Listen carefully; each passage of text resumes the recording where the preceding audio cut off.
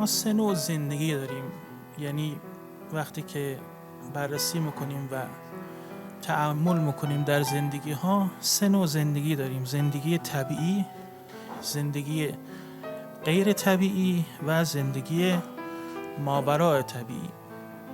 زندگی طبیعی چه زندگی هست؟ زندگی هست که طبق مثلا همون کلیشه، ولی خب تا حدود زیادی اینو پوشش میده، شرع و عرف و قانون یک نفر فعالیت میکنه، یعنی از اینا هیچ کدوم عدول نمیکنه و این شرع و عرف و قانون رو رعایت میکنه. یک نوع دیگه از تعریف زندگی طبیعی این هست که در واقع ما با اون طبیعت خودمون که یک سری ویژگی ها خودمون داریم بسنده میکنیم، یعنی دنبال این نیستیم که از اون چیزی که طبیعی بینمون رواج داره، مثلا یک سطح سواد حداقل مثلا لیسانس، یک مثلا خانه، مثلا ماشین، از اینا عدول نمی‌کنیم، یعنی یک زندگی طبیعی داریم. این هم یک تعریف دیگه. حالا زندگی غیر طبیعی چیه؟ ببینین بعضی از این شرع و عرف و قانون عبور میکنن و یک بدیهایی در جامعه وجود میارن، ولی بعضی ها هستن که شرع و عرف و قانون اگر عدول میکنن یک انقلاب های وجود میارن، یک تغییراتی در اجتماع وجود میارن که اتفاقا مفید هست. و اما زندگی ماوراء طبیعی چیزی هست که ما میخوایم بهش بپردازیم.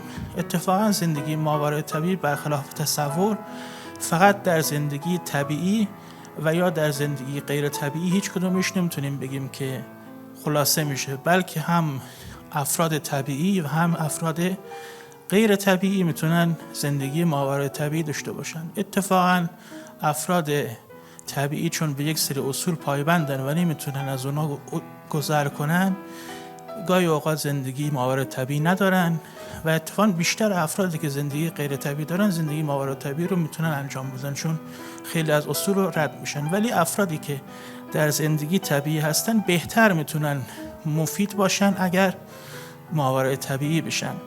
در واقع یک بیتی هست از مولانا میگه که جمله عالم زین سبب گمراه شد، کم کسی ز ابدال حق آگاه شد. کار پاکان را قیاس از خود مگیر، گرچه باشد در نوشتن شیر و شید. یعنی اون کسایی که اهمیت دارن و تاثیرگذارن، ماندگارن، خیر و برکتی بهشون به اجتماع میرسه، طبیعی هایی هستن که ماوراء طبیعی شدن. اما ما چجوری ماوراء طبیعی بشیم؟ ببینین در علوم و مهندسی ما یک مفهوم داریم به نام فرکانس و بسامد طبیعی، یعنی هر شیئی بنا به این که چه فرکانس و بسامد طبیعی داشته باشه جزء خصوصیات ذاتیش هست و اگر محیط بیرون به اون بسامد برسه، اون شی بیشترین ارتعاش رو داره، بیشترین نیرو رو تحمل میکنه و ممکنه سبب حتی خرابی بشه. مثلا در آمریکا یک رژه برگزار کردن، خود رژه‌ای که روی پل بود باعث خرابی شد، چون مارش سربازان فرکانس طبیعیش با این بسامد طبیعی پل برابر بود. حالا چرا این مثال رو زدم؟ ببینید ما یک مثال خیلی خوبی در ماوراء طبیعی شدن داریم در ادبیات خودمون، جایی که بیرون با درون فرد یکی میشه. یعنی بیرون فرد چیه؟ همون مارش سربازان. درون فرد چیه؟ فرکانس طبیعی یا ذاتی که ما هر کدومون داریم.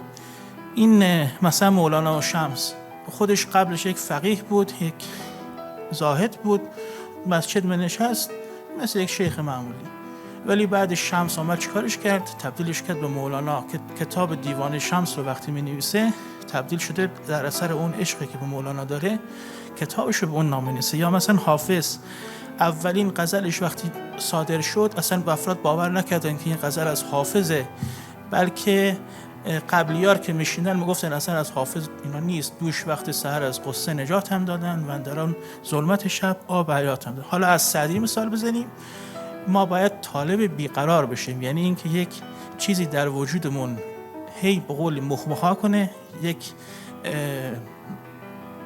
بیشتر از اون چیزی که در زندگی طبیعیمون هست ما بخوایم. حالا این طالب بیقرار چجوریه؟ ببینید مثلا ما هممون از مرگ میترسیم و برای اینکه نمیریم هر کاری میکنیم. خود حضرت سعدی چی میفرمایند؟ در رفتن جان از بدن گویند هر نوعی سخن، من خود به چشم خویشتن دیدم که جانم میرود. خب این چیزای دیگه هم که در زندگی ما هست، ما میتونیم به طالب بیقرار تبدیل بشیم. این طالب بیقرار در ما چه چیزی رو به وجود میاره؟ این که این شوق رو داشته باشیم که حتما به دستش بیاریم. حالا چرا اینا رو گفتیم؟ ببینید، مرز بین زندگی طبیعی و غیر طبیعی عقله. یعنی اگر کسی عقل داشته باشه مبادی آداب زندگی میکنه. کسی که عقل رو بذاره کنار و اصلا هیچ چی براش مهم نباشه در زندگی غیر طبیعی سیر میکنه. این فرکانس به صمد طبیعی هم وقتی هر کدوم از ما رو خراب کنه، از این خرابی باید آبادی به وجود بیاد. خرابات معنیش همینه که در شعر حافظ گفته میشه جایی که خرابه ولی از خراب بودن آباده. حالا طالب بیقرار شدیم، خرابات در ما رخ داده، فرکانس طبیعی آمده ما رو به هم ریخته. چه زندگی طبیعی داریم چه زندگی غیر طبیعی داریم. میخوایم تبدیل بشیم به یک فرد ماورای طبیعی. این احساسات و معنویت رو میخوایم بهش دخیل کنیم. همه ما میتونیم در زندگیمون برخلاف تصور که میگن بعضیا اصلا نمیتونن افراد به حافظ برسن، به سعدی برسن، به مولانا برسن، به فردوسی برسن. همه ما میتونیم همه کارها رو انجام بدیم به شرطی که این مراحل رو طی کنیم. اینا بخشش اقتباسات خودم بود از کتاب، بخشش هم خود کتاب آورده بود، من اونا رو گلجوندم. ولی این احساسات و معنویت، مثلا ببینید الان ما کامپیوترها رو اول وجود آوردیم فقط محاسبه گر بودن. الان به یمن این که ما انسان هستیم تونستیم هوش مصنوعی هم بهشون اهدا کنیم که میتونه خودش تصمیم گیرنده باشه. ما بینمون روابط انسانیمون رو میخوایم بررسی کنیم.